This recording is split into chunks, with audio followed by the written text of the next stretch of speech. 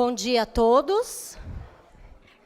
Peço a todos que comecem a tomar seus assentos para que possamos dar início a mais um Conversando com quem faz a diferença. Para presidir a mesa diretora, publisher das revistas América Economia e The Winners Prime Leaders Magazine, senhor Agostinho Turbian.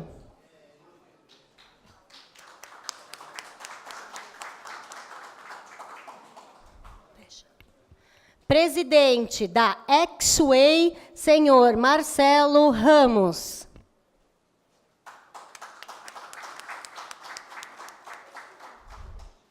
E nosso convidado especial desta manhã, senhor Romeu Chap.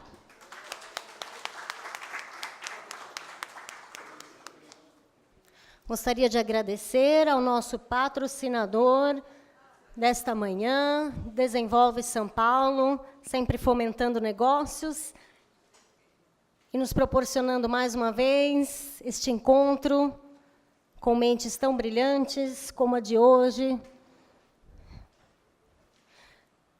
Então, vou aproveitar esse momento para passar o vídeo do nosso patrocinador. Qual o futuro que você quer para a sua empresa? Para a cidade onde mora? O mundo está mudando rapidamente. Os novos tempos exigem novas atitudes e novas soluções. Acompanhar essa evolução é fundamental para aproveitar todas as oportunidades. Neste cenário cada vez mais conectado e competitivo, o planejamento e a boa gestão fazem a diferença entre o sucesso e o fracasso. As cidades inteligentes e as empresas inovadoras são construídas com integração, propósito e percepção das mudanças à sua volta. Essa nova realidade está modificando as relações e a forma com que as pessoas interagem com o futuro. Moderna, sólida e preparada para apoiar os gestores visionários, a Desenvolve SP é uma instituição do governo do estado de São Paulo que oferece as soluções de crédito sustentável ideais para cada fase do projeto. Invista no novo, reinvente seu negócio, modernize sua gestão. Queremos conhecer o seu projeto e transformar a sua história em um case de sucesso. Desenvolve SP, Agência de Desenvolvimento Paulista, Governo do Estado de São Paulo. Obrigada. Bom, falando em Desenvolve São Paulo, gostaria de convidar a todos, aqueles que ainda não receberam convite, me avisem para que eu possa enviar. Quinta-feira, dia 30, teremos uma palestra com o presidente da Desenvolve São Paulo, senhor Milton Luiz de Melo Santos. Então, todos convidados, de preferência todos confirmados. Dia 30 será a nossa palestra de encerramento, nosso último Conversando com quem faz a diferença do ano. Todo mundo fala, então, por favor, venham para o nosso último Conversando, vai ser muito legal, vai ser especial. É lógico que uma palestra com o Milton também é especial. Isso é quinta-feira. Quarta-feira, dia 29, amanhã. Amanhã já? Gente, que loucura. Teremos Tony Sando falando sobre o mercado que ele mais conhece, turismo e eventos. Então, por favor, aqueles que se interessam pelo tema, venham também. Quem não puder vir amanhã, venha quinta. Quem puder vir nos dois, venham nos dois. Todos serão muito bem-vindos. Então, com a palavra de abertura, nosso presidente do GCSM, Agostinho Turbian.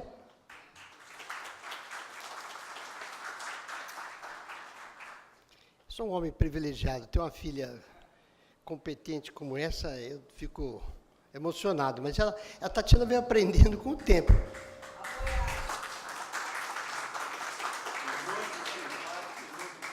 Obrigado, querido, obrigado, Farid. E defendendo as mulheres sempre, porque a Tati tem na verdade, a vocação de organizar. Na verdade, me perguntam, às vezes, por que a gente faz tantos eventos. Eu respondi, porque eu tenho uma lojinha de pão de queijo, eu preciso vender pão de queijo. Então, se eu não vender pão de queijo, eu estou ferrado. Mas, em primeiro lugar, agradecer a presença de todos, dizer que é uma alegria muito grande estar aqui. Quem tem o privilégio de ter na mesa Romeu Chap e a Dalva Cristofoletti ali na primeira cadeira, é um negócio extraordinário. a história do municipalismo no Brasil não pode ser escrito sem que a Dalva seja a página principal. O trabalho que ela faz há 5 anos, né, Dalva, para não... Há 5 anos, eu tive a oportunidade de encontrar com a Dalva, o presidente Michel Temer, e ele se refere a ela como uma das grandes artífices da relação dos municípios com a boa relação público-privada. É um trabalho extraordinário e que a Dalva merece todo o nosso carinho, nosso respeito. Muito obrigado, Dalva. E sem falar o Geraldo Alckmin. Geraldo Alckmin tem paixão pela Dalva. Ele não faz convenção de município. Primeiro, cerimonial tem a doutora Dalva Cristofoletti está.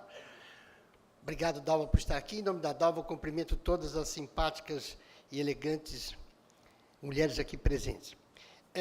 Dizer a todos o seguinte, obrigado, Reinaldo, Maurício Eugênio, Farid, todos os amigos queridos, Walter, dizer que esse programa de hoje, o de amanhã e o de depois, faz parte de um projeto que a gente...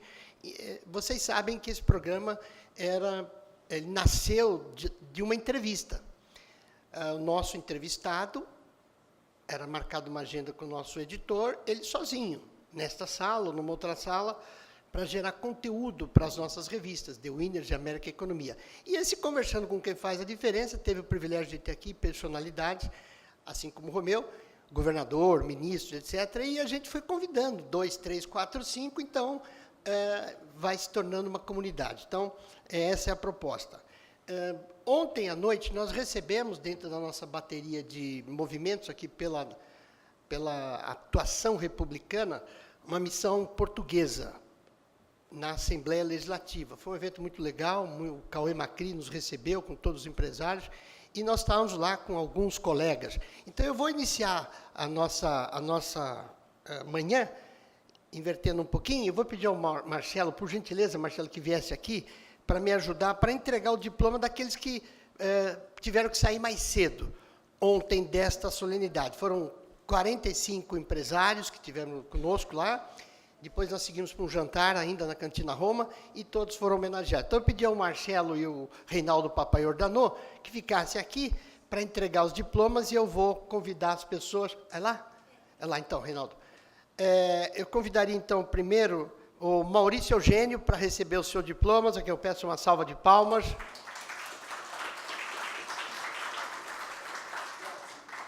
É um certificado de participação e reconhecimento da Câmara Luso-Brasileira, oferecido pela participação no encontro na Assembleia Legislativa do Estado de São Paulo.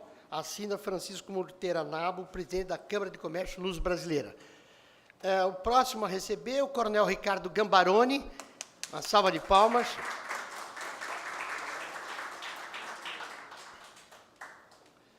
O mesmo texto.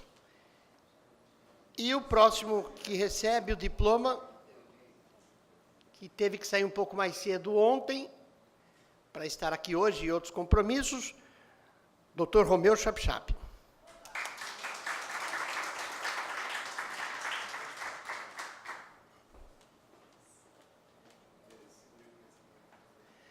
Esse movimento é o processo de internacionalização. A gente tem feito um trabalho ligado com os municípios e com alguns países. Semana passada, Dalva, tivemos em Porto Ferreira, onde lá com o Rômulo Ripa, prefeito, e com o Miguel, presidente da Câmara, fomos ali com o Sebastião Miziara também fazer um movimento dentro de um projeto que é a internacionalização da cerâmica decorativa e artística de Porto Ferreira, uma vez que o senador José Serra, ele sancionou, levou a lei ao presidente da República, e Porto Ferreira foi eleita por projeto de lei a capital nacional da cerâmica e decoração artística.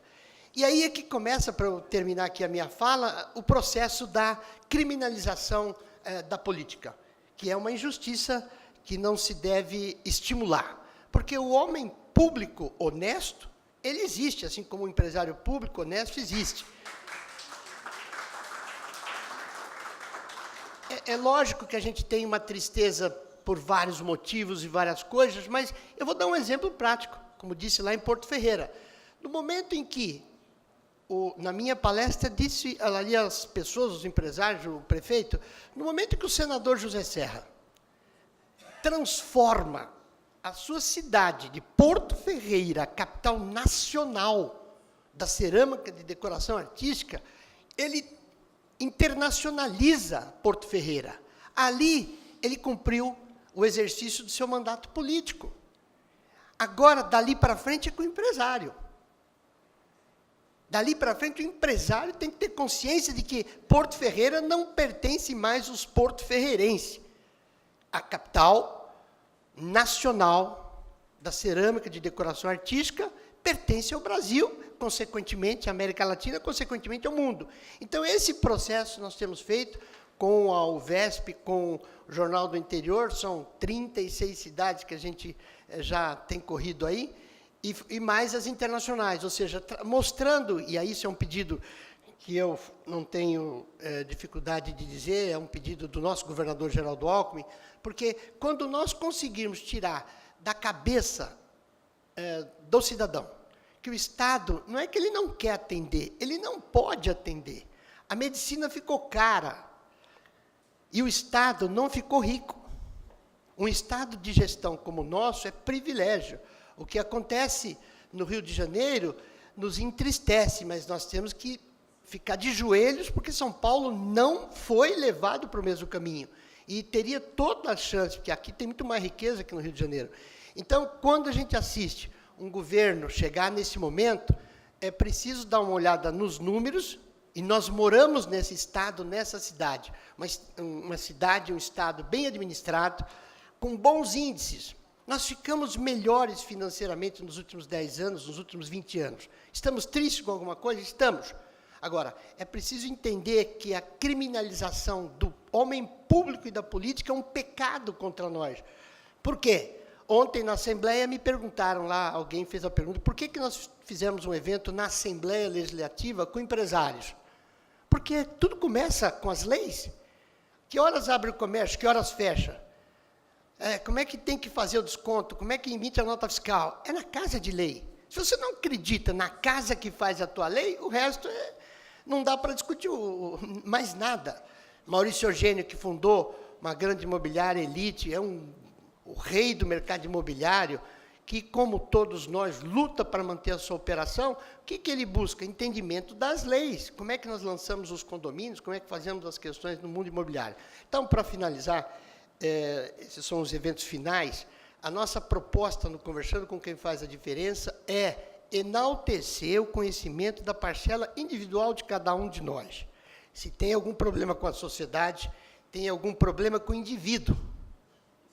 E se tem algum problema com o indivíduo, tem algum problema comigo. Então, se a gente começar a fazer análise nessa ordem, o último ditado é: o que nos separa não vai jamais destruir o que nos uniu. O que nos separa dos homens públicos não é o que nos uniu a eles, e são grandiosos os trabalhos de políticos que ocorrem hoje no nosso país, e a gente tem que se render às escolhas. A diferença entre você ter uma tristeza com o lado político ou não, são escolhas. E vamos escolher os melhores. O Brasil passa por um dos melhores momentos da sua higienização de cidadania, de escolha de políticos. Só, nada além disso. 240 milhões de habitantes, é ponto central do acordo da União Europeia, nada vai acontecer entre União Europeia e Mercosul sem que o Brasil defina as regras do jogo. Somos maiores que todos os nossos parceiros da América Latina, mas temos um mercado consumidor muito amplo. Por isso, falamos aqui com o Reinaldo, não é só o mercado da construção civil que vai prosperar daqui para frente, por razões... Vai prosperar, o do automóvel já está recuperando, porque uma coisa é certa: país com o nosso tamanho, com a nossa dimensão, com a nossa qualidade de mercado, é renda que vai ser dada a nós.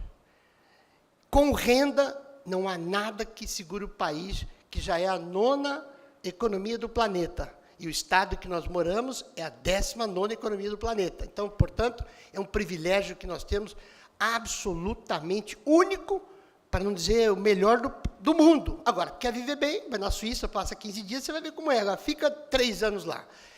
Então, eu agradeço a presença de todos e dizer que a nossa palestra de hoje é conversando com quem faz a diferença na nata. Nós vamos conversar com quem realmente fez a diferença. Muito obrigado a todos.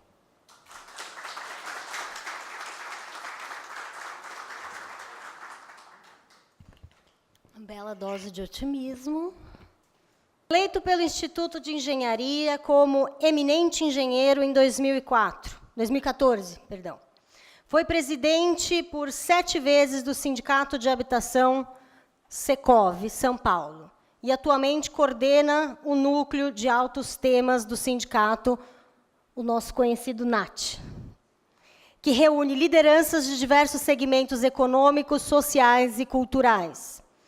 Para aqueles que desconhecem, a Secov é o sindicato das empresas de compra, venda, locação e administração de imóveis residenciais e comerciais de São Paulo. E para aqueles que desconhecem, também representa desde 1946 os condomínios e o setor imobiliário do Estado de São Paulo e tem como principal bandeira o fortalecimento da indústria imobiliária e geração de empregos, além do combate ao déficit habitacional.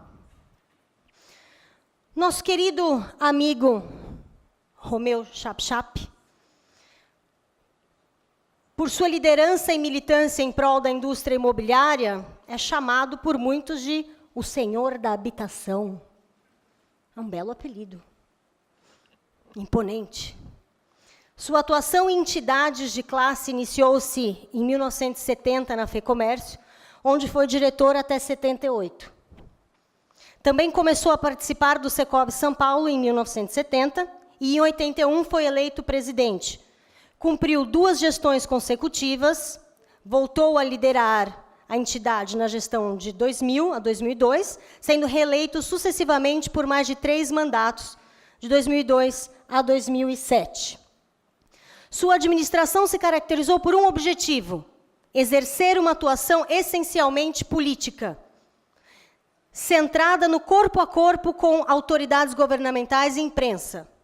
Projeto consubstanciado na política olho a olho, que totalizou centenas de audiências com autoridades governamentais nos níveis federal, estadual e municipal e inúmeras visitas de personalidades à sede do sindicato. Como convidado especial, passou a participar das reuniões do Conselho de Desenvolvimento Econômico e Social, coordenado pelo então ministro Tarso Genro, no qual conseguiu aprovar pela unanimidade dos conselheiros moção para que a redução do déficit de mais de 7 milhões de moradias, 80% dele concentrado na baixíssima renda, fosse tratada como prioridade pelo governo federal.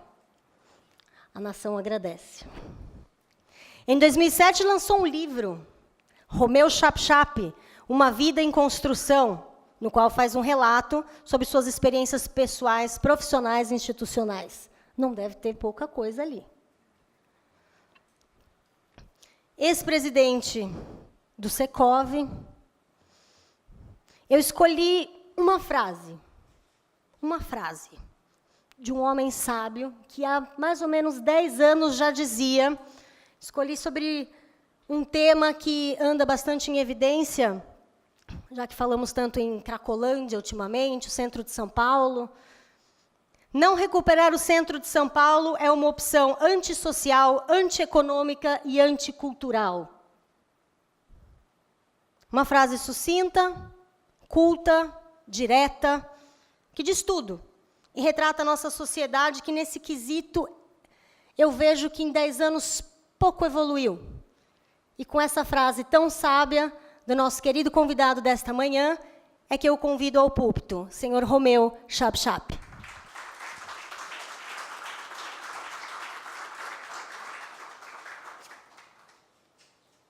Bom dia a todos, é uma honra estar aqui.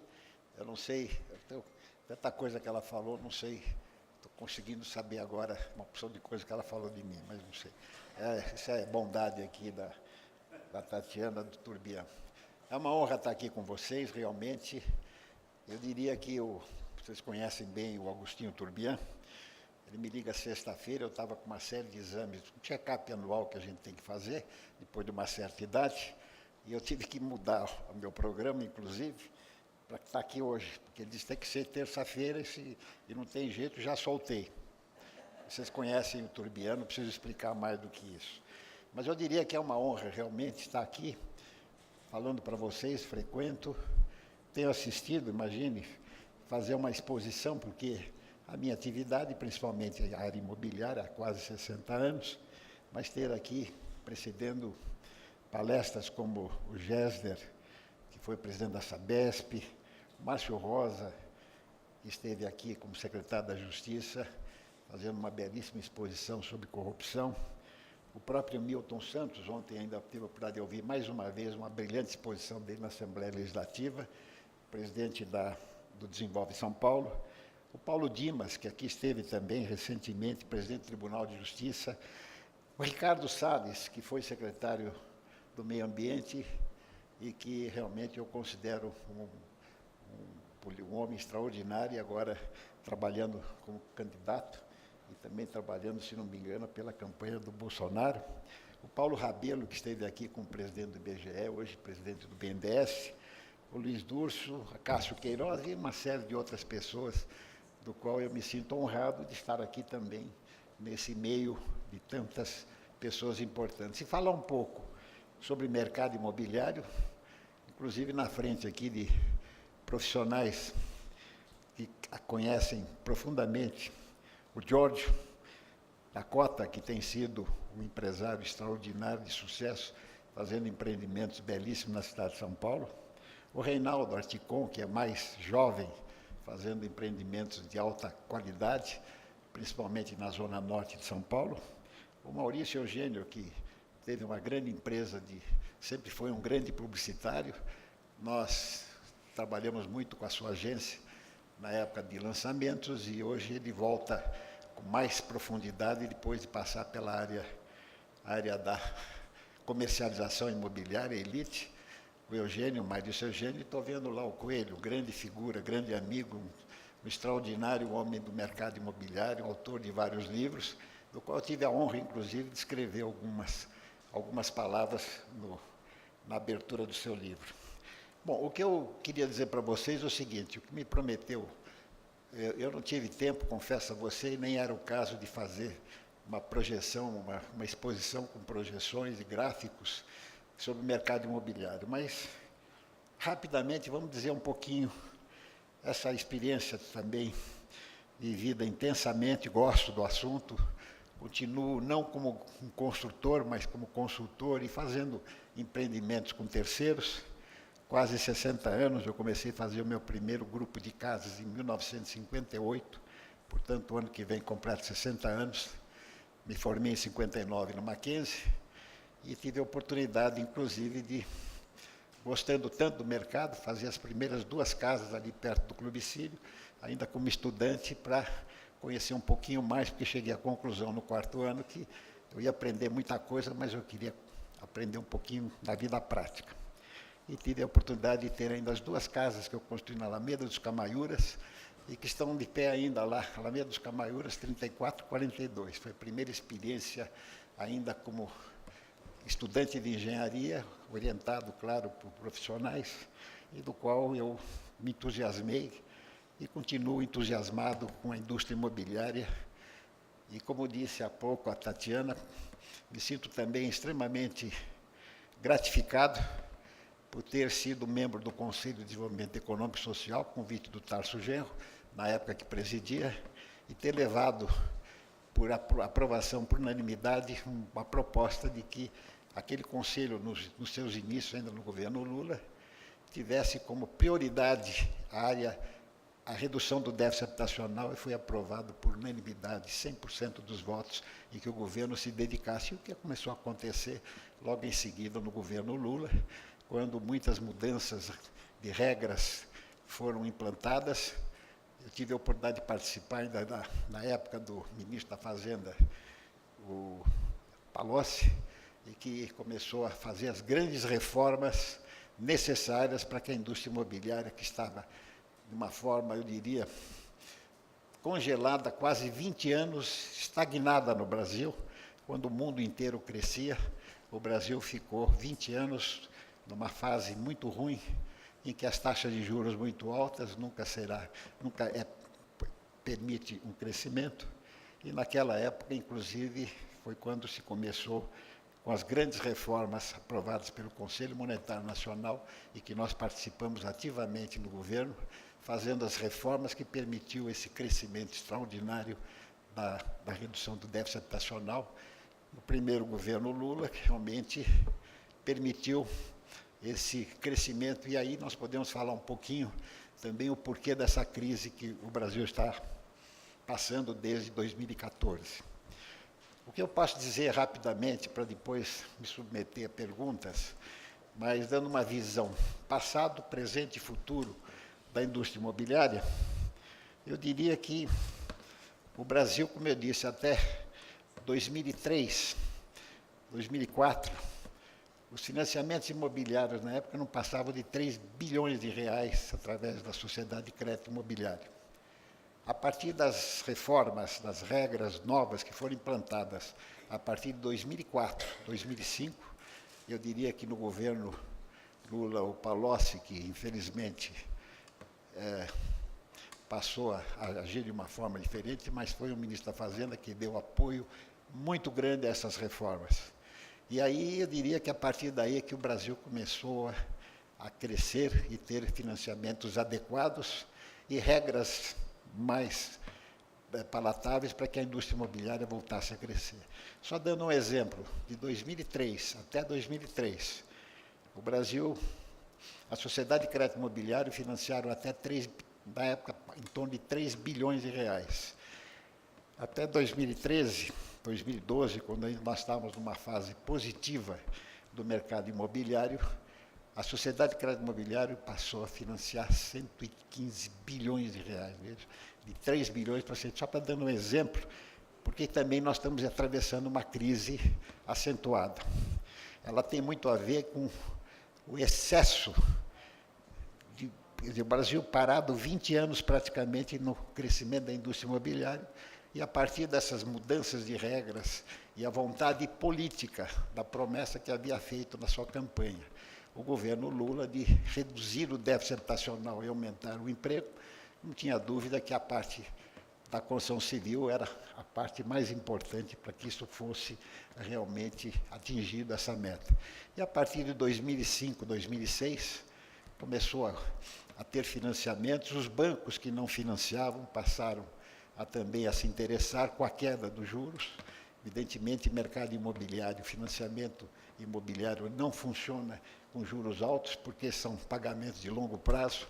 Nós tínhamos a correção monetária, e a partir da queda da taxa de juros, estabilidade um pouco na área econômica, herdado do governo Fernando Henrique Cardoso, que o governo teve a inteligência na primeira fase de seguir pontualmente, permitiu esse crescimento. E esse crescimento foi bastante acentuado, a tal ponto que até bancos estrangeiros que começaram a vir para o Brasil entraram com muita força nos financiamentos imobiliários, desafiando os nossos bancos, que pouco financiavam, estavam ainda um pouco acomodados, Bradesco, Itaú, Safras, etc., e Unibanco. E aí, quando veio para cá Santander, quando vier para cá HSBC, quando veio para cá bancos Santander, HSBC e outros mais, trouxeram a experiência de financiamentos imobiliários de longo prazo. São bancos que tiveram e têm uma força expressiva muito grande no mercado imobiliário nos seus países. Eu me lembro que até eu fui convidado pelo Santander num grande lançamento que foi feito no Hotel Unique, quando a correção monetária ainda, tendo em vista, ela girava em torno de mais de 20% ao ano. Eu fui convidado pelo presidente Miguel Jorge, que era do Banco Santander, a fazer foi feita uma apresentação pelo Santander em que, pela primeira vez na história do Brasil, iria se financiar imóveis com mais de até 10 anos sem correção monetária. Isso era, eu diria até que seria uma brincadeira, porque nós nascemos sabendo que correção monetária, a maioria dos nossos consultores não conhecia outra forma, e o Santander inovou, lançando plano que chamava-se Casa 10, financiamento imobiliário sem correção monetária, somente com taxa de juros embutida. Foi um sucesso. Esse evento foi no Hotel Unique, me pediram até que eu fizesse um comentário a respeito, e realmente, a partir daí, os outros bancos, os nossos bancos brasileiros, preocupados, começaram também a mudar a sua forma de agir. O Bradesco lançou 12 anos com taxa de juros também embutida e assim por diante. Foi uma revolução no mercado imobiliário, quando os bancos, voltando a financiar imóveis, e inclusive provocado pela concorrência dos bancos estrangeiros, foram obrigados a começar a financiar. E a condição macroeconômica brasileira também permitia, porque as nossas taxas de juros, a inflação estava sob controle, e aí o governo Lula, tentando cumprir a sua promessa de campanha de reduzir o déficit habitacional e gerar 10 milhões de empregos, e com as reformas que foram introduzidas através do Congresso Nacional e do Conselho Monetário Nacional, nós tivemos um crescimento que se prolongou. Está aí o Coelho, homem de vendas extraordinário, que pode confirmar isso. 2006, 2007, 2008, as construtoras voltaram a financiar, voltaram a construir, os bancos passaram a financiar, e uma concorrência, que eu diria até, de uma certa maneira, terrível, que foi a concorrência entre os bancos querendo financiar. Isso, na minha história, eu não conhecia. A gente chegava de chapéu na mão para ter um financiamento imobiliário. E os bancos, então, principalmente com a força dos bancos estrangeiros, querendo fidelizar o seu cliente no banco, oferecendo financiamentos cada vez mais adequados, e fez com que o mercado financeiro voltasse com força a financiar. E as construtoras se reorganizaram com as regras pré-estabelecidas, extremamente, eu diria, saudáveis, e aí nós tivemos esse, vamos chamar, o grande crescimento do mercado imobiliário, que se prolongou por alguns anos. Eu conheço até um pouco, por experiência de vida, que nós temos ciclos imobiliários positivos e negativos que mudam cada 3 anos, isso pelo menos antes da globalização e antes dessa velocidade de informação que se tem hoje. Eu me lembro que até num congresso que eu assisti em Estocolmo, em 1981, da Federação Internacional das Profissões Imobiliárias, um palestrante fez uma exposição mostrando o ciclo do mercado imobiliário. E esse ciclo era um relógio, cada quarto de hora representava um ciclo de 3 anos. Estou falando nos anos 80, em que nós não tínhamos toda essa parafernália de informações, globalização, etc. E que cada ciclo, quando você começava um empreendimento imobiliário, vamos supor, no começo do ciclo positivo, isso significa lançamentos, vendas satisfatórias. Quando você terminava o ciclo de construção de 2 a 3 anos, você terminava exatamente no outro ciclo que se chamava negativo. Por que negativo? Porque na medida que crescia a indústria imobiliária, eu falo na indústria imobiliária para não falar na construção civil como um todo, porque a construção civil abrange obras públicas. Então, a construção imobiliária, ela sofre. Então, começou a ter um crescimento. O crescimento significa crescimento de toda a economia, porque ela atinge tudo. Você, numa casa, tem isso, tem luz, tem móvel, tem automóvel, tem geladeira. Isso significa um crescimento extraordinário da economia como um todo. E, a partir daí, vem a inflação. Eu me lembro que, uma ocasião, discutindo com o ministro Delfim Neto, em Brasília, tentando mostrar que o nosso setor não importava e não era inflacionário, ele me provou exatamente o contrário, é o setor mais inflacionário do país. Ele mexe com toda a economia. Na hora que você termina uma casa, você termina uma obra, você tem dentro dela tudo aquilo que gera geladeira, eletrodoméstico, automóvel, o que significa crescimento, consequentemente, inflação possível. Então, aí vem o ciclo negativo, o governo, então, para segurar a inflação, as políticas são feitas de maneira que diminui o emprego, aumenta a taxa de juros, etc., etc. Aí, no ciclo negativo, uma empresa que começou um empreendimento no ciclo positivo, ele vai terminar no chamado ciclo negativo. Eu nunca mais esqueci dessa palestra e fiz uma comparação com a minha empresa. E realmente funcionava dessa maneira. Você terminava um empreendimento e na hora que você ia repassar, fazer o financiamento, a economia tinha desandado, provocado, inclusive, pelo próprio governo, no sentido de frear a inflação. Bom, essa é uma história mais do passado. Vamos voltar de novo à década de 90, até 2010, 2011, a eleição da Dilma, economia crescendo extraordinariamente, provocada realmente artificialmente, e as empresas expandindo, construindo, saindo de São Paulo, indo para o Brasil inteiro, indo para cidades que mal conseguia ter absorção de 500, 200 unidades, empresas aprovando projetos sem uma saber da outra. De repente, você chega em Salvador, está lançando 1.000, 1.500, 2.000 imóveis simultaneamente. O Maurício conhece bem essa parte, como homem de vendas, e o Coelho também. Bom, a partir daí, eu diria que excesso de financiamento, não digo excesso, mas num prazo curto. Disputa entre os bancos para fidelizar o cliente na hora que você tem um financiamento. De longo prazo, você fideliza ele para comprar todas as porcarias que o banco começa a vender para aquele cliente que vai todo mês pagar a prestação. Então, essa guerra entre os bancos e o excesso de oferta de dinheiro fez com que nós tivéssemos um excesso, eu diria um excesso, em prazo curto, dos lançamentos imobiliários. E aí veio o que começou a acontecer a partir de 2013, 2014, nós estamos completando praticamente 3 a 4 anos de crise no mercado imobiliário. Crise por quê? Tem um fator complementar muito grave que pouco se fala. Pela primeira vez na história, um artigo do Código de Defesa do Consumidor, o artigo 53, que eu cheguei a discutir com 3 ministros da Justiça em Brasília, que chama-se o distrato. Quer dizer, um contrato de compra e venda de um imóvel está lá escrito irretratável e irrevogável.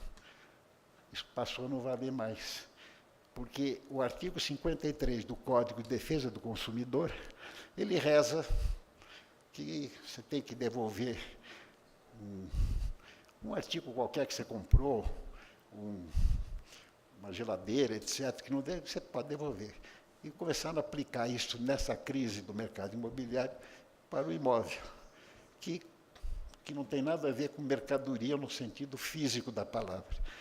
E nessa crise, que começou a acontecer com Lava Jato, com toda essa crise que nós estamos vivendo, atingiu em cheio o mercado imobiliário excessivamente vendido, tinha vendido bem, e aí as pessoas que compraram imóveis, principalmente da faixa média para alta renda, começou a devolver antes de repassar o seu financiamento, antes de ficar pronto o imóvel, devolver para a consultora. Isso nunca tinha acontecido dessa maneira. Artigo 53 do Código de Defesa do Consumidor, que não deveria nunca atingir, tanto que se discute até hoje no Congresso, uma mudança nessa. Para dar um exemplo, por que nós estamos vivendo também essa crise? Excesso de produção, excesso de financiamento. Eu diria que um pouco de excesso de propaganda, chamaria burra, em que as construtoras com as imobiliárias anunciando desconto de 50%, 40%, isso ajudou a dizer, mentira, isso não existe margem na construção imobiliária, 50%. Então, aquela propaganda para chamar o cliente, jogou também no mercado uma informação de que vamos esperar, não vamos comprar que está baixando, vai baixar. Ninguém tem noção que 40%, 50% de desconto não existe. Mas uma unidade ou duas, por que não? E aí vem o distrato. Só para dar um exemplo do porquê dessa crise brasileira, indústria imobiliária, causando uma crise em cadeia no Brasil, a maior causadora da crise, além do problema político, que não cabe discutir aqui, porque todo mundo acompanhou, tem o efeito Janot 2 vezes esse ano, que atrasou mais ainda a recuperação, mas aí 41%, são dados oficiais das entidades que medem, 41% dos imóveis vendidos nesse período de 2013, 2014, 2011, e que ficaram prontos, 3 anos depois, alguns até atrasaram em função dessa crise, a crise até de mão de obra, crise de falta de material de construção, 41% foram devolvidos. Eu só para dizer o seguinte, 40% de devolução, só dou um exemplo que eu conheço, porque foi dito pelo próprio presidente da companhia. A Cyrela devolveu 2 bilhões de reais de unidades vendidas, baseado no artigo 53 do Código de Defesa do Consumidor, e muitas ações estão andando na justiça, porque o governo está tentando corrigir essa distorção, mas até hoje não se conseguiu mudar. Então, você imagina por que pararam os lançamentos? Se tudo aquilo que eu vendi, paguei o corretor, eu sou obrigado a devolver o dinheiro, claro, reduzindo despesas de corretagem ou coisa parecida, a comprador que não quer repassar a unidade para o banco, porque ele viu que o mercado não está bom, o preço baixou, as notícias, os anúncios também ajudaram a agravar essa visão de mercado imobiliário. Então, só para dizendo, 40% das unidades vendidas nessa faixa chamada de classe média, média alta, evidentemente não estou falando da baixa renda, não estou falando de Minha Casa Minha Vida, porque esse mercado continua funcionando razoavelmente bem, na medida que tenha financiamento da Caixa. Então, essa é uma das grandes causadoras da crise do mercado imobiliário. O distrato que está ainda funcionando, e muitas empresas, pega o caso da PDG, a maior empresa consultora do Brasil, está insolvente, porque ela vendeu muito e tem que receber de volta baseado na lei ou está na justiça. E na hora que está na justiça, ou ela tem que resolver amigavelmente ou por justiça, ela não lança novos empreendimentos. Como é que vai lançar novos se ela está estocada com os próprios imóveis que ela vendeu anteriormente? Então, só dando um exemplo rápido, essa é a grande causa da nossa crise. Lembro para vocês bem, o déficit habitacional brasileiro continua 5 milhões e tal, dependendo do órgão que faz a análise. Então, nós continuamos com déficit habitacional grande, a faixa média, média alta, dinheiro, eu falo sempre o seguinte, não pegou fogo, ele está aí, está no bolso de muita gente.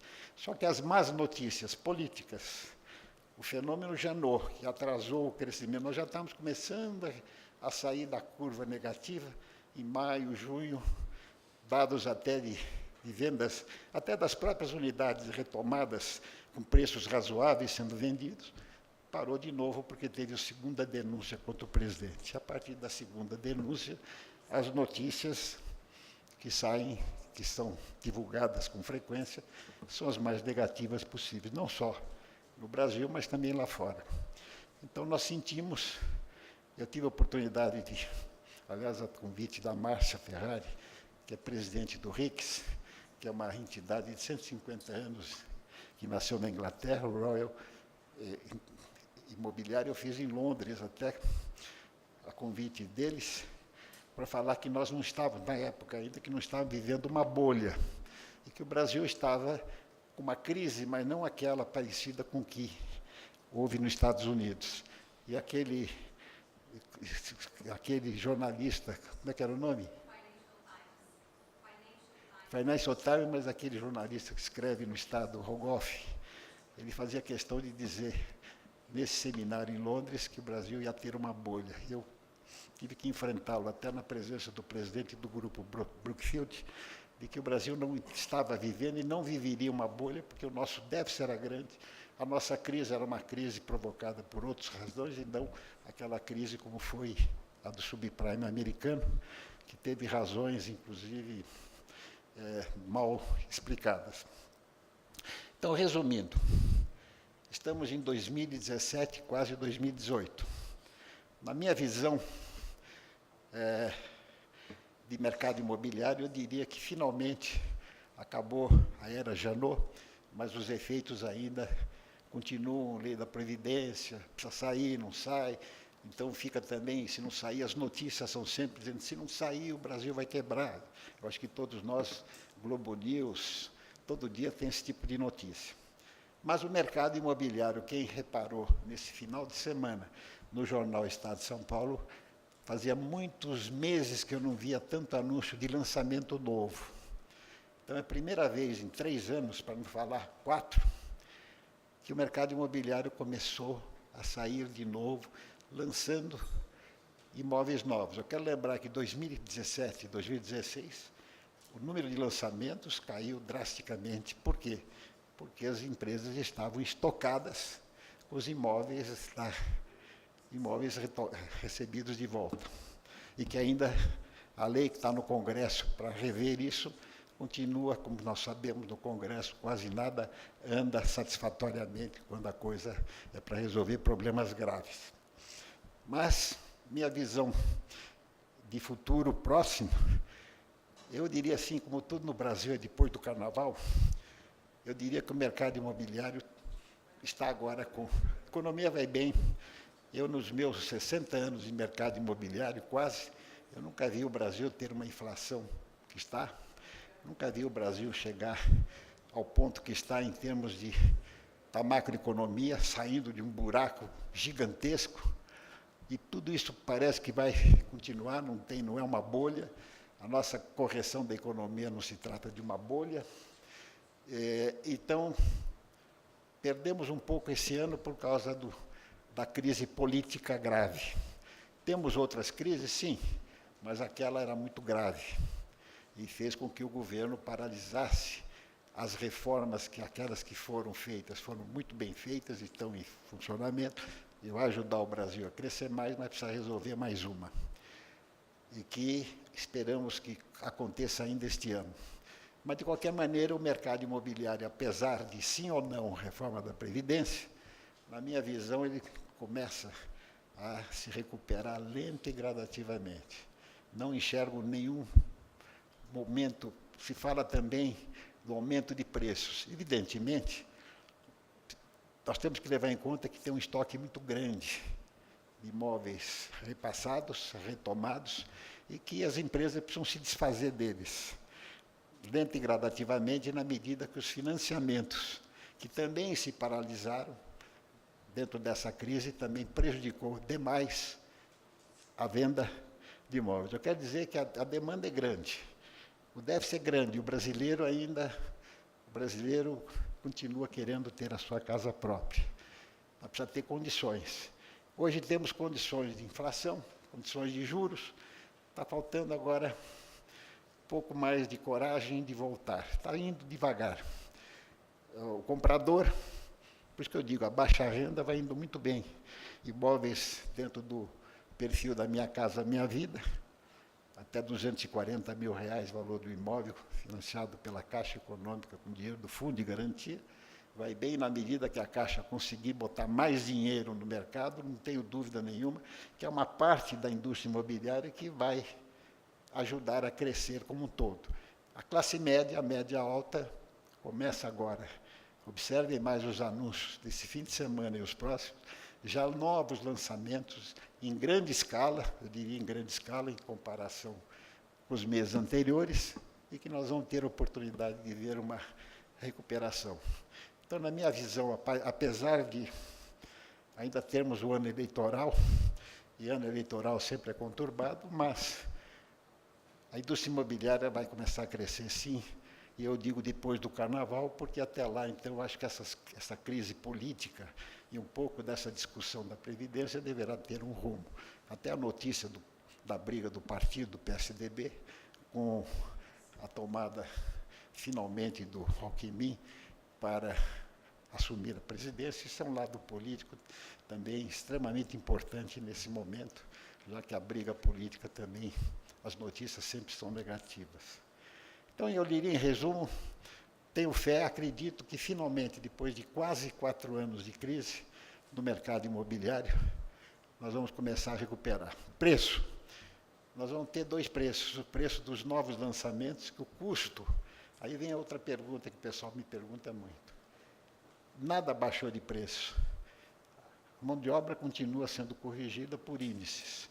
As leis da Prefeitura de São Paulo, falando no caso de São Paulo, só agravaram o custo. As leis provocadas pela Prefeitura anterior só agravaram mais ainda o custo, legislação extremamente, eu diria, danosa para uma cidade como São Paulo. Então, ele vai levar o custo pela quantidade de área construída que você pode botar em cima do terreno. E ninguém vai baixar preço de terreno ou de casas porque nós estamos numa crise. Ou você tem aquele preço, não é dizer que agora vai ter liquidação de terreno, mesmo porque não tem terreno. Então, eu diria que os preços dos lançamentos, com certeza, têm que ser adequados, estão sendo orçados dentro da realidade de custo da mão de obra. O material de construção pode não ter grandes flutuações, mas terá em cima de uma inflação de custo de mão de obra razoável. Estamos vivendo uma era de inflação razoável e, consequentemente, aquela expectativa que muita gente está adiando ou adiou a compra do imóvel, e muitos dos imóveis prontos têm dificuldade de venda por falta de financiamento. Os bancos agora, semana passada tive a oportunidade de ter um almoço com o presidente do Bradesco, Lázaro Brandão, e mais o pessoal parece que estão começando também a acreditar que está na hora de voltar, depois da parada de quase 2 anos, voltar a financiar a construção e o imóvel usado. E aí precisa de financiamento para o imóvel usado, que é diferente do financiamento do lançamento. São regras mais ou menos distintas, que o banco pode financiar a produção, e muita gente vai comprar o lançamento porque ele tem que desembolsar um valor muito pequeno. E quando ele vai comprar um imóvel pronto, por mais baixo que seja a entrada que ele tem que dar, o imóvel está pronto e ele vai poder usufruir, mas de qualquer maneira também ele vai precisar dispor de um valor maior. Eu diria que, em linhas gerais, é isso, e me ponho à disposição para ouvi-los. E até complementado, se eu pudesse, aqui com o Coelho, o Maurício, que tem uma expertise extraordinária nesse mercado. Há quantos anos, Coelho? O mesmo que você, 59. 59, o Maurício. Eu vou fazer 50 anos. Então, nós temos aqui... Então, então eu estou num lado que eu sou o produtor, eu sempre fui o construtor, construí mais de 100 edifícios, shopping centers, etc. Mas aí estão os homens que conhecem a ponta do mercado realmente, que a gente, para fazer um lançamento, tem que ouvi-los, o tipo, o momento, o tamanho, e vai por aí afora. Então, eu sempre fui muito escravo, de uma certa maneira, de ouvi-los, porque a gente pode querer conceber um projeto, ter um bom arquiteto, mas precisa sentir um pouco a experiência deles no mercado imobiliário, que é aquele que vai dizer se aquele produto está naquele momento adequado. Eu já recebi até uma ocasião que eu fui lançar um prédio ali no Morumbi e consultei o Fernandes Mera. Tenho um grande respeito por ele. E ele disse, não lança agora. Isso é a primeira vez que eu ouvi uma imobiliária, porque elas querem lançar. Ela quer pôr o coraçãozinho dela ali no teu lançamento. Eu falei, não, espera. Até eu estranhei, eu vi uma imobiliária do porte de um Fernandes Mera, tenho certeza que uma outra não me daria esse conselho. E como eu já tive a oportunidade de lançar um outro sem esse conselho, e me frustrei. Espera um pouco. Estava pronto, lançamento. Passado alguns meses, ele me chamou. Está na hora. E realmente estava na hora. Então, eu diria que o respeito que eu tenho é muito grande por esses homens de venda, e aqueles, principalmente, como Coelho, uma experiência vivida, aulas ensinadas, livros publicados, é muito importante para que a gente tenha um resultado mais satisfatório possível. Doutor Turbião, eu acho que falei demais, até falei mais do que eu pensei, então agora é você.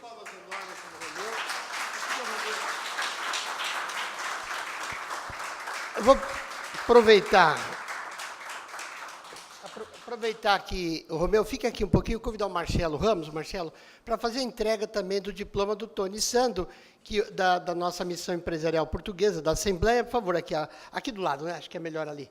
Onde a Tatiana indica, acho que é melhor ali, fica a foto. Romeu, ali, ó. Ali, lá. E olha, enquanto faz a entrega do Tony Sando, eu quero fazer um comercial daqueles que a gente ouviu aqui, Maurício. O mercado imobiliário é realmente uma uma matriz da característica do melhor investimento que nós, brasileiros, podemos fazer, até por conta dessas demandas reprimidas que o Romeu disse que há, e há. Então, nós temos aqui, Romeu, e aí me permita fazer um comercial, nós temos aqui o Reinaldo Papaiordanô, que é um empresário, é presidente da Articom, e tem o privilégio de ser cliente dele também, mas o Reinaldo ele tem projetos próprios. A maior dificuldade de a gente comprar um empreendimento imobiliário, e olha que nós não combinamos, hein? Ele nem está pagando nada por esse comercial e não combinei com ele está me olhando feio ali. Mas a verdade é o seguinte, às vezes, Dalva, nós estamos no elevador, pensando, vou fazer um investimento, fim de ano, Farid, que é um homem milionário, Khaled, que está ali, não sabe onde pôr o dinheiro, Werner Reuter, que acabou de chegar do Mato Grosso do Sul. Quer dizer, e vocês estão do lado aqui de um grande empreendedor que produz na Zona Norte. E, para quem não sabe, a Zona Norte da capital, ela tinha um problema. Depois do Rio, que é o que cresceu depois do Rio, do Clube Espera para lá, e a Zona Norte ficou esperando. O fato dela ter ficado guardadinha, ali, bonitinha, fez com que ela estivesse hoje com um atrativo muito interessante, pela proximidade de vários locais que ela acessa por conta do metrô, e também pelo que vai acontecer no desenvolvimento urbano da região. A Zona Norte será a área do maior número de investimentos na capital, porque, do outro lado, Berrini, etc., já está feito. Então, não adianta a gente ter um braço mais robusto e um braço fraco. Todo investimento da área urbana para melhorar as avenidas que vão jogar a Zona Norte dentro do aeroporto de Guarulhos, com as novas linhas do transporte suspenso que o governador está lançando, é para a Zona Norte. Então, isso é um comercial não pago, é um comercial gratuito, mas eu digo aos senhores, ele deve ter cartão, ele é um meu amigo querido, é um investidor, o Reinaldo investe em outros países, com essa modéstia toda, ele investe no Brasil muito forte, e você vai comprar direto com ele. Quer dizer, se ele não entregar o apartamento para vocês, liga para mim, liga para o Romeu, né, Romeu? Aí a gente vai para cima do pescoço dele. Então, Reinaldo, depois faz o teu merchandising aí. Eu vou devolver a palavra a Tatiana e vamos fazer uma conversa, porque nós temos muito a perguntar ao Romeu. Eu vou começar com uma pergunta. Romeu, você deu aí um depoimento, Virgílio quer falar depois também?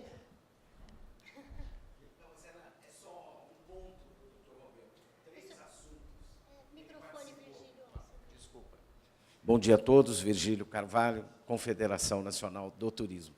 Só uma lembrança para o Dr. Romeu, ele ficou muito focado com os imobiliários presentes de apartamentos, mas ele tem passagens pela área de hotelaria e pela área de shoppings como novos negócios, porque o Brasil será de oportunidades. E cada vez que a gente foca, é importante focar nossos negócios, mas o mercado é dinâmico.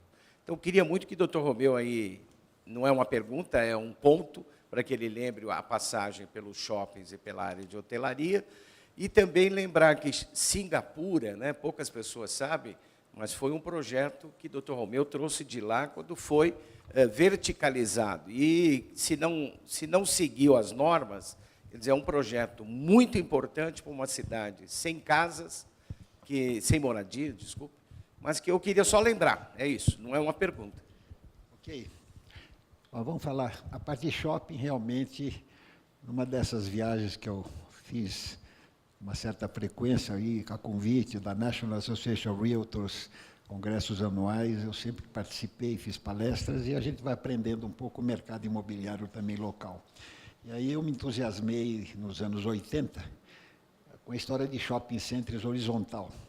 Aqui ainda havia alguns shoppings, vou falar do Iguatemi e outros mais, mas shopping horizontal, como tem muito, principalmente na Flórida, o clima é bom, então não tem necessidade daquela parafernália tudo fechado, com ar-condicionado. Eu estudei o assunto e desenvolvi o primeiro shopping em Piracicaba. Eu até inaugurei esse shopping em pleno Plano Cruzado, no dia 22 de outubro de 1986. Foi um sucesso. Até eu tenho um fato a comentar, que eu me senti extremamente emocionado. No dia da inauguração, nesse dia 22 de outubro de 86, A gente está acostumado, naquela época, a inaugurar um prédio, ter um tipo de um coquetel com os empregados e com os condôminos que haviam adquirido. Eu me lembro que dentro do shopping, estavam lá, nessa manhã de inauguração, os empregados que trabalharam. Afinal, o shopping é um produto que é aberto. Quando você termina um prédio de apartamento, por exemplo, de escritório, aquele empregado que deu a vida trabalhando, ele vai embora e não sabe nunca mais como ficou o apartamento, a casa. E o shopping, ele estava lá dentro. Eu comecei a receber cumprimentos das famílias, do servente, do pedreiro, emocionado, porque ele estava vendo a obra que ele ajudou a fazer e estava participando não só da inauguração, como ele podia ir o dia que ele quisesse fazer compras ou passear ou lá na praça de alimentação. Então, me lembro desse dia, realmente foi muito emocionante, já fazem 30 anos, né? 86, 32 anos. Foi o primeiro shopping que eu inaugurei em Piracicaba e hoje ele está bem desenvolvido. Logo em seguida, fomos para Sorocaba. Eu entendia na época que o nosso PIB brasileiro, até eu cometi um erro aí. Eu tinha sido convidado para participar de um shopping com a empresa Implanta, do Henrique Falzoni, na Penha, um shopping que ele ia desenvolver. Eu acabei achando que São Paulo já tinha 12 shopping centers e não cabia mais um. Aí eu fui desenvolver o shopping em Sorocaba. Fiz o shopping Esplanada, que está lá bastante desenvolvido. Criou-se um desenvolvimento urbano naquela região. Conquistei até uma ponte para poder, porque eu também aprendi nos Estados Unidos que shopping é ponte, é meio de comunicação. Se você faz um shopping, aí eu aprendi em Ribeirão Preto, por que o shopping lá do Pérez demorou quase 6, 7 anos para pegar. O shopping precisa estar em via de acesso fácil. Eu me lembro que em Ribeirão, que eu construí alguns prédios há muitos anos, você, para chegar no primeiro shopping construído em Ribeirão Preto, que é um belíssimo shopping hoje, você tinha que fazer rua direita, esquerda, para chegar no shopping. E o shopping demorou para pegar. Quando eu fui fazer, assim, Sorocaba, estava do lado lá da estrada, daquela... Fui pela... Isso. Então eu falei, não vou fazer, quando eu fui convidado por um grupo. Como é que eu vou chegar no shopping pela Castelo Branco, descer na Raposo Tavares para depois entrar? Aí eu me lembro que eu fui lutar por um viaduto, que no governo Quercia existia um projeto para passar por cima da Raposo, indo em direção a Votorantim. Foi uma luta, porque a ponte era para ser mais para baixo, mais para cima. Eu me lembro que nós conquistamos a ponte exatamente, quase que o caminho mais reto para chegar a Votorantim. Tanto que o shopping ele está em 2 municípios. Se você passar uma diagonal, ele está metade do Sorocaba e metade é Votorantim, que está na divisa. E aí o shopping foi inaugurado. E com muito sucesso. Depois eu fui para Franca, aí eu peguei o plano Collor, foi um desastre. A obra estava sendo desenvolvida, eu resolvi fazer o tal do shopping share, vendendo cotas, mas foi complicado. E para terminar em Americana. Então fiz 4 shoppings, depois na parte turística, eu fui convidado para fazer Trancoso, projeto Terra Vista, que de uma certa maneira me sinto gratificado, porque desenvolveu aquela região. O Clube Med, aquela região, quem conhece, em Trancoso, comecei a desenvolver aquilo com um grupo baiano, e hoje é um Trancoso, aquela região virou um point de alta valorização graças a esse empreendimento de golfe. Nós trouxemos até um pessoal extremamente abalizado e a região ficou muito desenvolvida. E vai por aí, falta um pouco de Fletes e Itatiba também, começamos o projeto, quando nós trouxemos o Trump, o presidente americano, estive visitando ele em Nova York, porque nós precisávamos de uma marca, ele vendia a marca dele.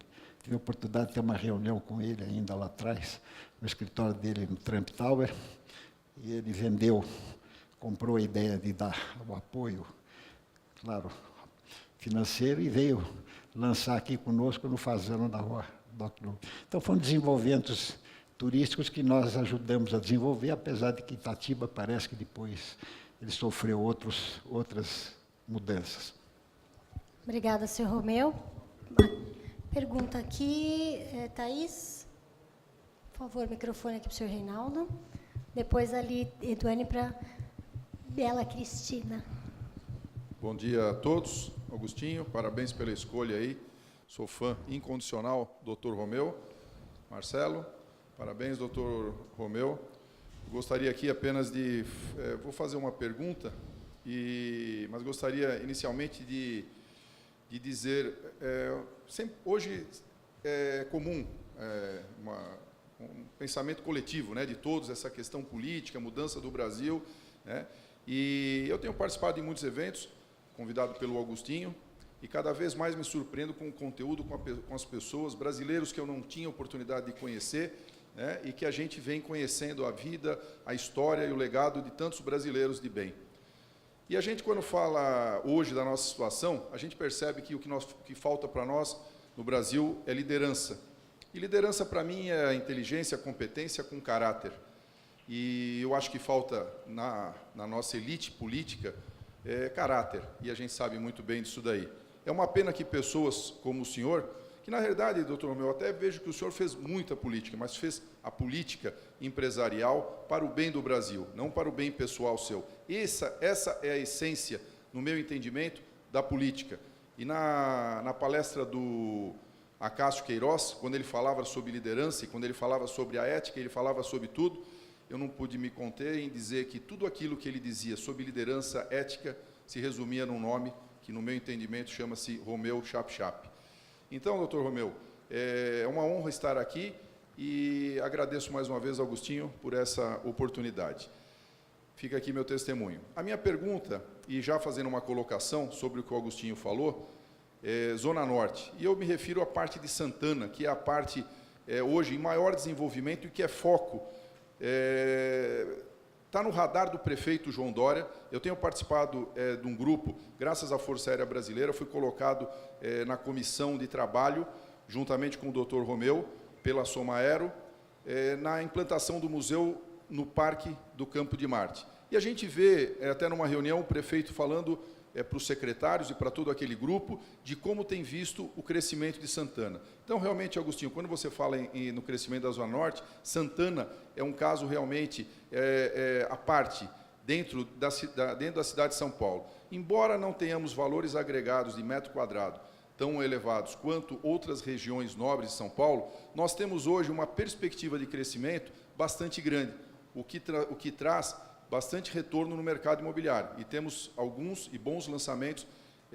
Eu não estou fazendo propaganda nossa, eu estou falando sobre a região, aproveitando o teu gancho, porque eu sou realmente um grande incentivador de que todos conheçam o outro lado do rio, que é a região norte e Santana, região onde eu nasci e onde trabalho hoje. Dentro dessa linha, doutor Romeu, a minha pergunta é sobre, inclusive, uma matéria que já saiu hoje na Folha de São Paulo, que diz que os preços estão se elevando devido ao baixo número de lançamento, mas os lançamentos estão acontecendo. O que o senhor acredita que possa acontecer? Como, conversando aqui com o Maurício Eugênio, ele dizia da surpresa, né, e falando da quantidade de lançamentos que ele tem visto que estão acontecendo em São Paulo. O senhor acha que é uma tendência à continuidade dos preços, ou podemos, em um curto prazo, com essas notícias do mercado imobiliário, que há um aquecimento, ter um número excessivo de lançamento e ainda não estarmos numa recuperação, mas não no momento certo para um número grande de lançamentos? Essa seria a minha pergunta, doutor Romeu. Olha, em primeiro lugar, a primeira parte da sua colocação, apenas para responder, eu fui convidado para ocupar cargo público, sim.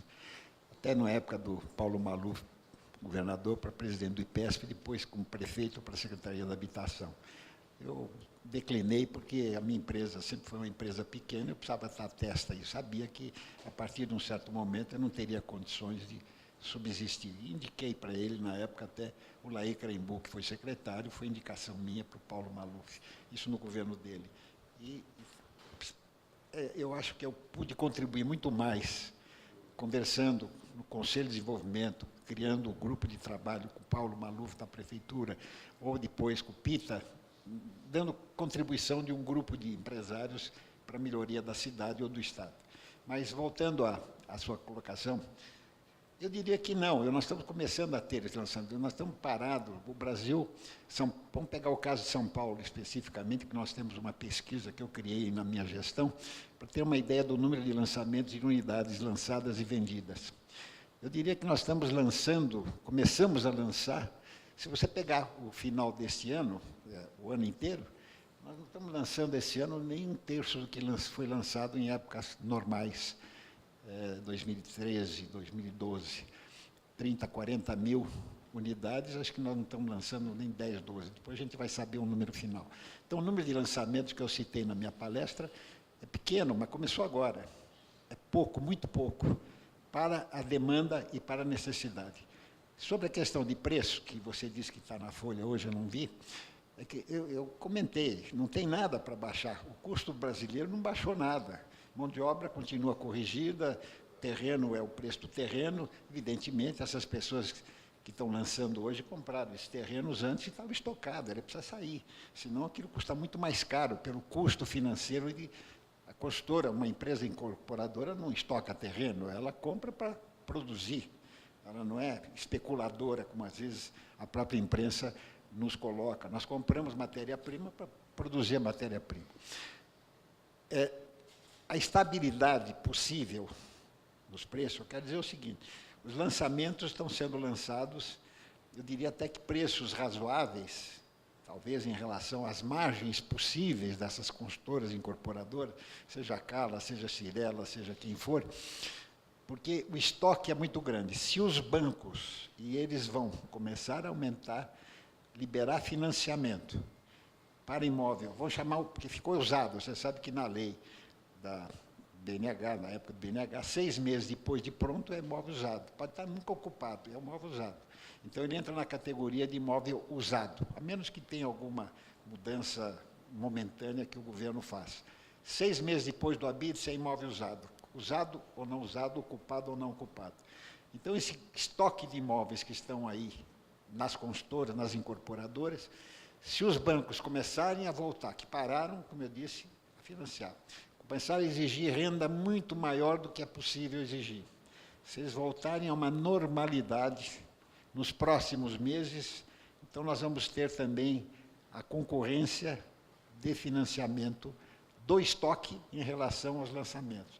A quantidade de lançamento é pequena, não haverá crise nenhuma. E, olha, eu converso muito com as consultoras, lançamento a grande da Calas agora, ou da Cirela, converso com o Elirone.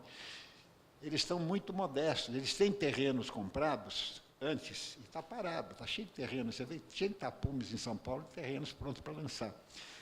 Mas estão lançando dentro da possibilidade de sentir o mercado. Eu diria que esses lançamentos desse fim de semana, ou um pouco antes, é para sentir um pouco se o público vai voltar a comprar imóvel que está parado há muitos anos. É uma tentativa. Eu acho que vai. Porque o financiamento de longo prazo, com pouco dinheiro, você compra. Mesmo mais caro, quando eu digo mais caro, superior ao valor do imóvel pronto, mas imóvel pronto que exige uma entrada muito maior. Por mais que você tenha um financiamento, precisa de uma entrada maior. Então, eu não vejo nos próximos 12 meses nenhuma crise de excesso de lançamento, ao contrário. Precisa lançar mais para evitar que o preço suba daqui a um ano e meio, por falta de mercadoria. Obrigada, senhor Romeu. Cris? Bom dia, eu sou Cristina Caligares. Doutor Romeu, é sempre uma aula magna ouvi-lo. Eu sabia que iria valer muito a pena estar aqui. Eu agradeço muito a você também, Agostinho. Considerando, doutor Romeu, que teremos em 2018 um ano eleitoral, e na hipótese remota, digo eu, de termos um Lula novamente no governo, o que o senhor diria que seriam cenários dentro do mercado imobiliário, principalmente falando de São Paulo? A preocupação é se o Lula for candidato e ganhar a eleição, como é que ficaríamos? Isso. Olha, eu não acredito nessa possibilidade, portanto, é difícil dar uma resposta. Eu não acredito que isso vai acontecer, é questão de crença minha. Por uma razão ou por outra, ou por impedimento, eu não acredito. E, se for candidato, não ganha. Também é minha crença. Não ganha. Agora, vamos supor na pior hipótese dele ganhar a eleição. É um desastre. Não porque ele não tenha feito coisas boas na sua gestão nos primeiros 4 anos para a indústria imobiliária. Agora eu vou falar um pouco segmentado.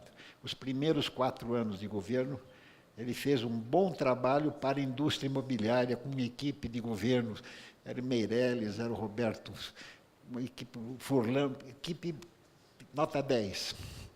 No segundo mandato, começou um pouco a querer ganhar a eleição, com a crise do mensalão, aí já entra o outro campo. Então, em primeiro lugar, não acredito que ele seja candidato. Em segundo lugar, não acredito que, se for, ganhe. E se ganhar, aí é um desastre.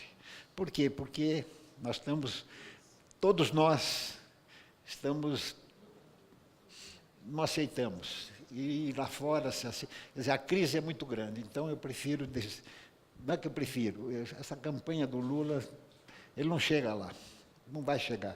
E se for candidato, se chegar a esse absurdo, ele não ganha eleição, não sei de quem. Obrigada, senhor Romeu. Próxima pergunta, senhor Maurício. Bom dia a todos, bom dia, doutor Romeu, Agostinho, parabéns, mais um evento com profundidade, e nesse caso, hoje aqui com o doutor Romeu, com uma pitada de muita emoção.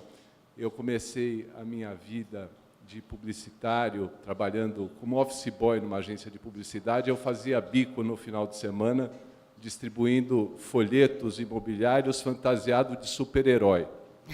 É uma história incrível. E fiz isso muito no Paraíso, que só tem esse nome porque o Dr. Romeu construiu esse bairro.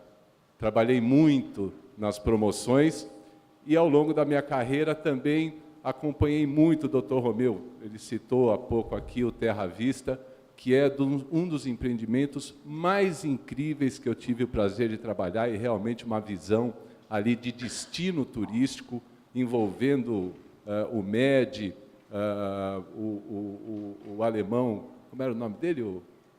O Michel, e um dos campos de golfe mais bonitos do planeta.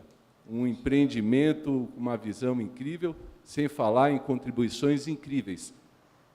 A principal delas, a revolução que foi a indústria imobiliária em 2003, 2004, que mudou a nossa atividade. A indústria imobiliária não podia nem ser chamada de indústria, era uma manufatura imobiliária.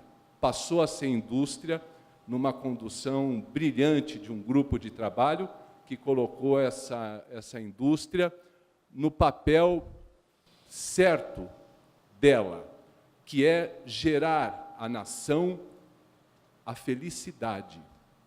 A indústria imobiliária é a indústria da felicidade. O Lula navegou muito por esse ambiente, graças à indústria imobiliária, porque uma família, quando compra um imóvel, é a plenitude da família, não existe nada que se compare à aquisição de um imóvel para a felicidade da família e para a felicidade da nação. Nós falamos aqui de tantos setores que são beneficiados quando você compra um imóvel, seja ele na planta, seja ele usado, seja ele o que for. Quem muda para um novo imóvel não leva sofá velho, leva sofá novo, geladeira nova, emagrece, vai ser feliz. A indústria imobiliária ela é incrivelmente espetacular nesse sentido, e pela primeira vez nós pudemos sentir, nesses anos 2007, 2008, 2009, 2010, o que esse país nunca viu em termos desta felicidade. E espero muito, e agora com uma outra oportunidade que nós vamos ter, de resgatar esse sentimento, e é muito importante que o nosso grupo de trabalho, que nós façamos isso colocando as pessoas certas para poder propiciar novamente esse momento. A minha pergunta ao Dr. Romeu é: Dr. Romeu, o senhor vai ser esse agente, porque nessa nossa indústria existe uma deficiência, um déficit de credibilidade.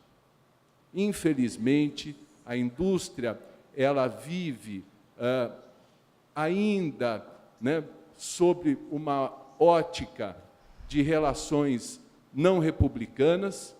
A indústria imobiliária, no passado e hoje, ela é altamente atacada por relações problemáticas com o poder público. Isso precisa ser refeito, porque a indústria imobiliária precisa andar de braços dados com o poder público para se refazer leis, para se facilitar a vida do incorporador, porque sem incorporador, eu não sei como alguém consegue ser incorporador, travando disputas de licenciamento, dificuldade para se comprar um terreno, as políticas para a utilização do solo. A gente fala aqui do preço do metro quadrado, onde a gente se discute adensamento, onde se discute a questão de altura dos empreendimentos. Que se a gente mudasse a política, né, da utilização do potencial de construção, aí sim poderia se baratear o imóvel.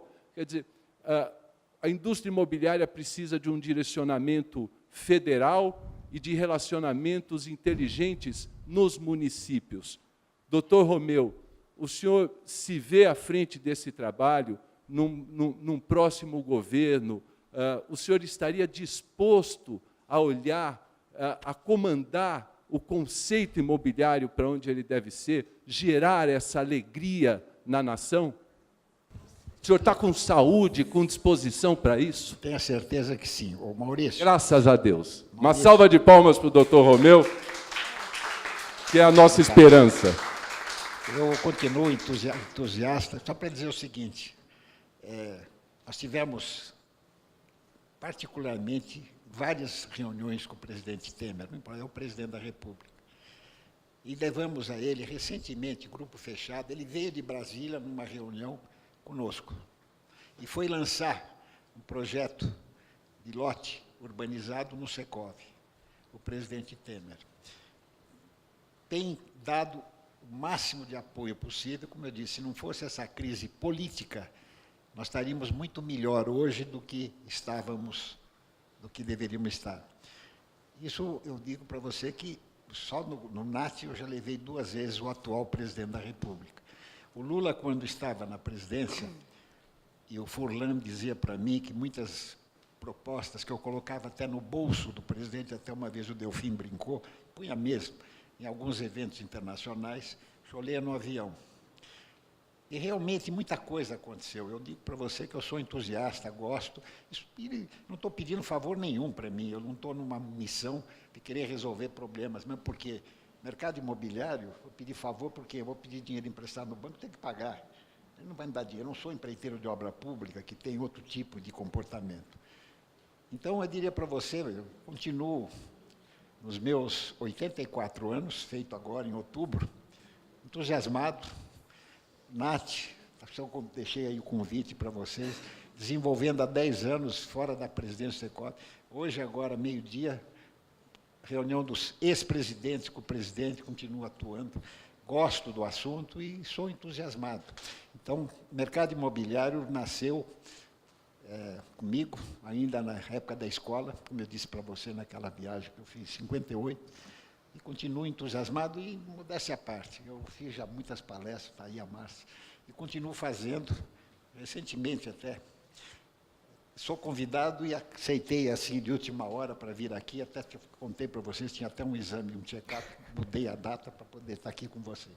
Então, acredite, Maurício, gosto do assunto, sou entusiasmado, tenho procurado, dentro do possível, levar a minha contribuição, da minha experiência modesta, mas aprendendo todo dia com vocês, aprendendo todo dia, porque o mercado imobiliário é complexo.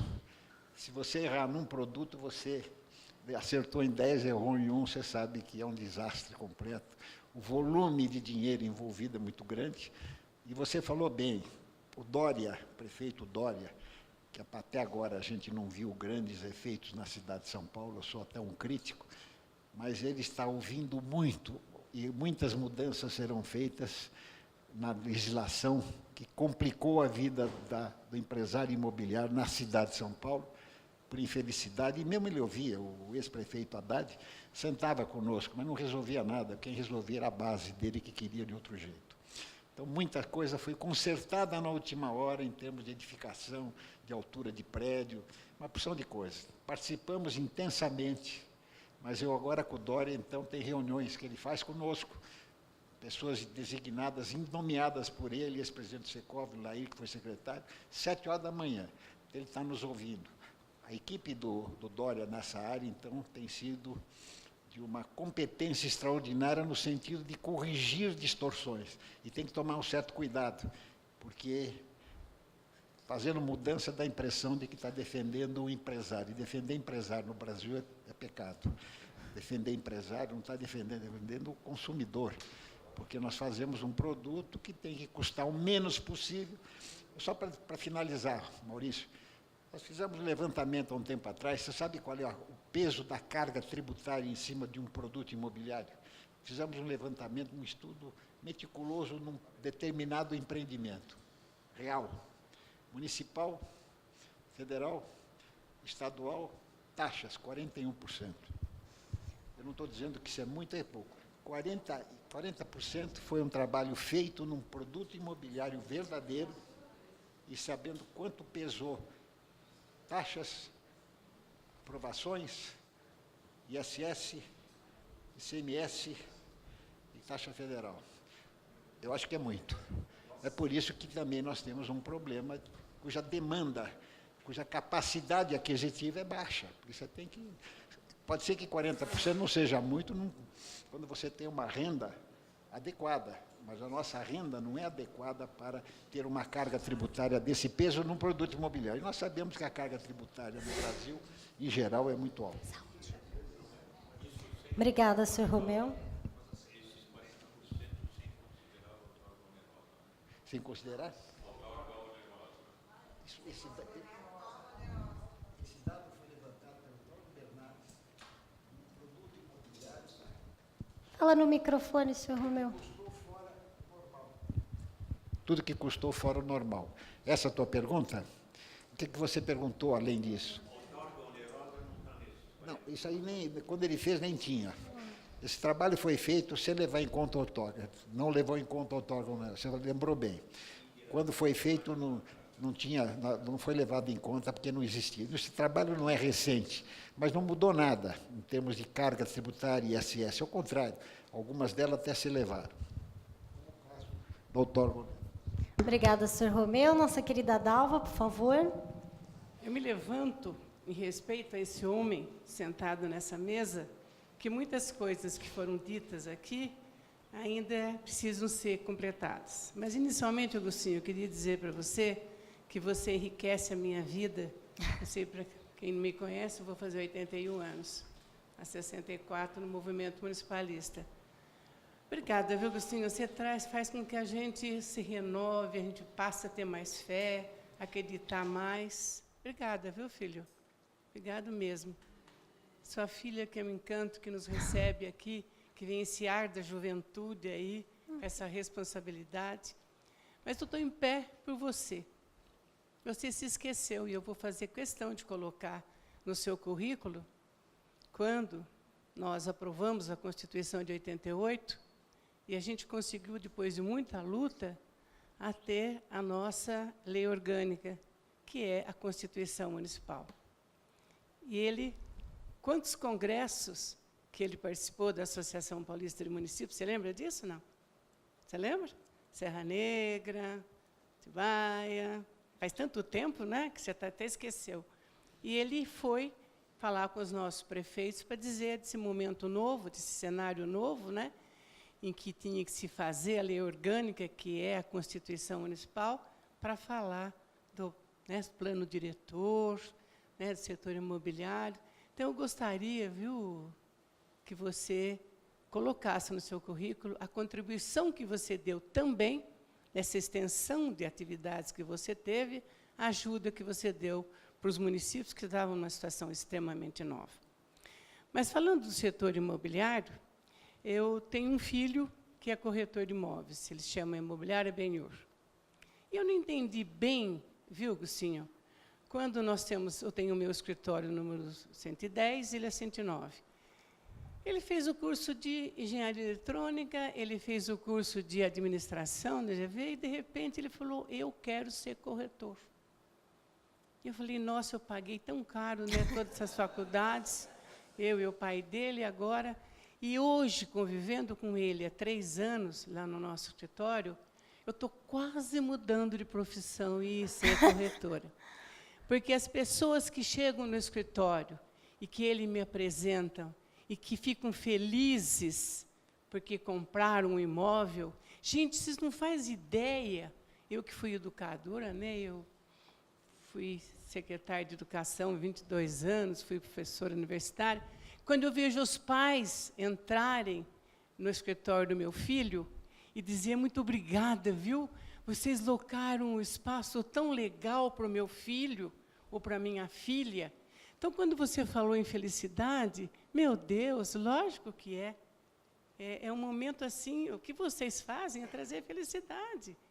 E eu estou assim, encantada. Cada vez que eu posso ter a oportunidade lá no NAT, aqui de imobiliário, eu quero dizer para vocês que é um pouco tarde eu mudar de profissão, mas se eu fosse mudar, eu seria para a área de... Obrigada, gente. Falei muito, mas obrigado, era Dalva. Você é um... Imagina. Obrigado. Obrigada, Dalva. Eduanil, Coelho, microfone para o Coelho, por favor. Coelho, a pergunta é sua. Aí do seu lado, o microfone. Ih, Romeu, me pegou desprevenido. A nossa empresa, já há 10 anos que não vende nada. A gente só faz treinamento de equipes de venda. Então, os meus clientes são os escritórios imobiliários do Brasil todo que nos chamam para dar treinamento. Bom, você sabe que os nossos clientes não estão com dinheiro nem para subsistir. Então, menos ainda para chamar professor. Eu que jurei que não ia, enquanto Deus me der saúde, não ia me aposentar nunca, ia morrer trabalhando. Bom, eu não digo que a crise me aposentou, mas me deu umas férias maior do que a desejada. Mas então a gente aproveita esse período para aprender. Quando eu era coordenador do curso de pós-graduação na FAAP, do curso do Secov, eu também, ao mesmo tempo, assistia às aulas, porque já que eu era coordenador, aproveitava e pedia aos professores para deixar assistir a aula, porque eu era responsável pela qualidade do curso. E, com isso, eu fiz um curso de graça outra vez, e eu costumava dizer aos meus alunos, olha, não faça o que eu digo, faça o que eu faço. Eu também estou estudando. Porque se eu não aproveitar para aprender enquanto eu sou jovem, vou aprender quando? Né? Então, continuamos, e por isso estou aqui hoje, Romeu, para ouvir você falar e continuar aprendendo. Obrigado. Obrigada, Sr. Coelho. Mais alguma pergunta? Levantei a mão, por favor. Não? Ok, então. Bom, gostaria de chamar aqui na frente para ajudar o Agostinho a entregar o diploma do nosso programa de educação continuada, do Conversando com Quem Faz a Diferença, ao senhor Romeu Chapchap. Gostaria de convidar a nossa querida Dalva Cristofoletti, por favor, daquele lado de lá. Gostaria de chamar a nossa frequentadora assídua, amiga de longa data, Silvia Anspach. Gostaria de convidar a presidente da National Freight, presente em mais de 102 países, com 20 anos de experiência em transportes internacionais, Ana Quirino. Gostaria de convidar também Márcia Ferrari, da Hicks, Jorge Kalman, da Cota, e o nosso presidente, Agostinho Turbian. E o senhor Coelho, por favor, também. O Agostinho gosta sempre de muita gente na hora do diploma.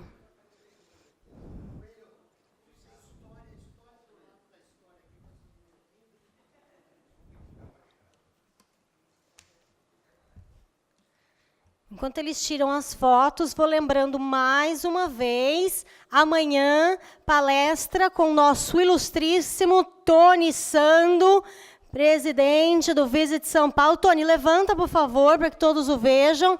Aqui, nosso palestrante de amanhã. Conto com a presença de todos, porque senão o Tony está vendo, todo mundo que está aqui, ele vai ficar super chateado, ok? Super palestra amanhã. Com fotógrafo, está fotografando todo mundo. Quem não estiver aqui amanhã, então, entrará na lista negra do Tony, nunca mais conseguirá desconto para nada no meio do turismo, ok? E quinta-feira, então, depois de amanhã, nossa palestra de encerramento. Se vocês não vierem, vai todo mundo morrer de saudade de mim, do Agostinho, até 2018. Então, quinta-feira, encerramento, palestra com o Dr. Milton Luiz de Melo Santos, presidente da Desenvolve São Paulo.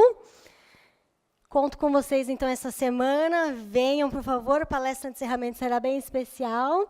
E com a palavra de encerramento... Não, tem mais foto, espera só um pouquinho.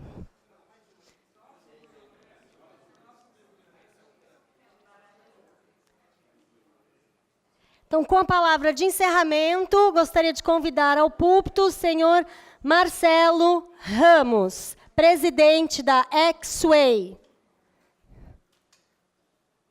Agradecendo mais uma vez a Desenvolve São Paulo por nos proporcionar mais esse encontro. Senhor Marcelo Ramos. Obrigado, Tatiana. Obrigado, Agostinho.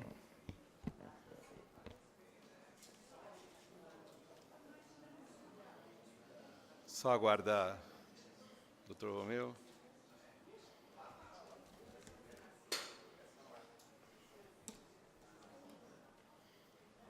Muito bom dia a todos, a todas e a todos. Meu nome é Marcelo Ramos, eu trabalho na Axway, que é uma empresa norte-americana, multinacional norte-americana na área de tecnologia, software e serviço.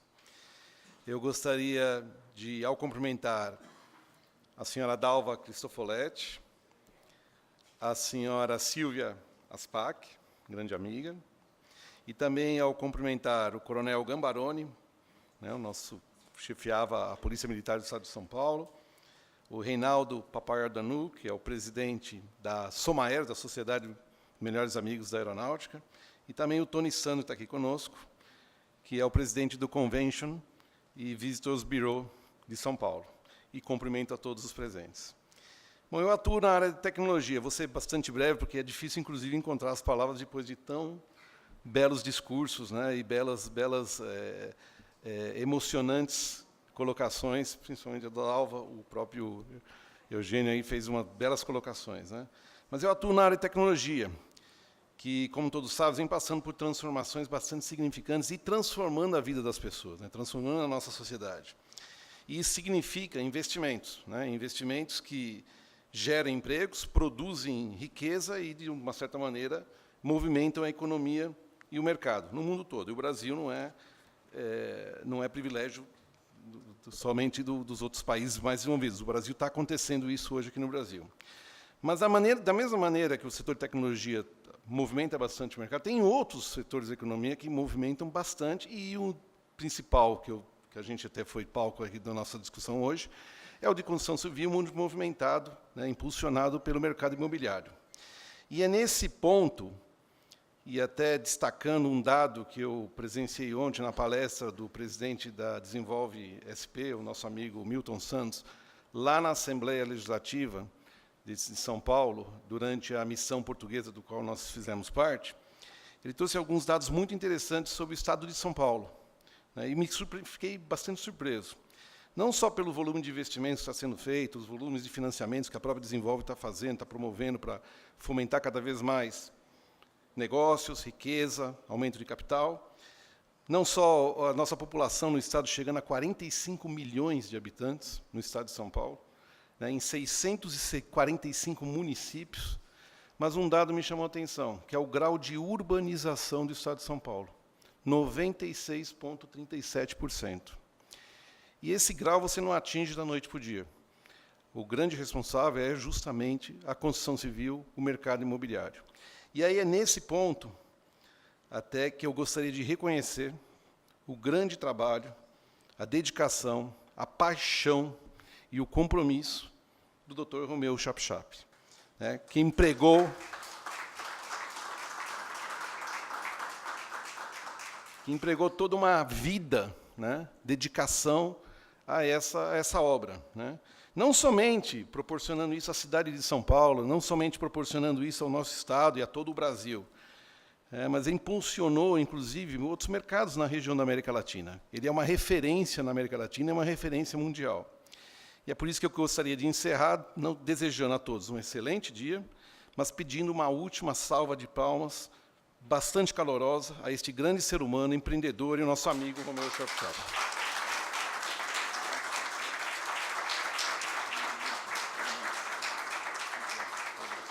Obrigado.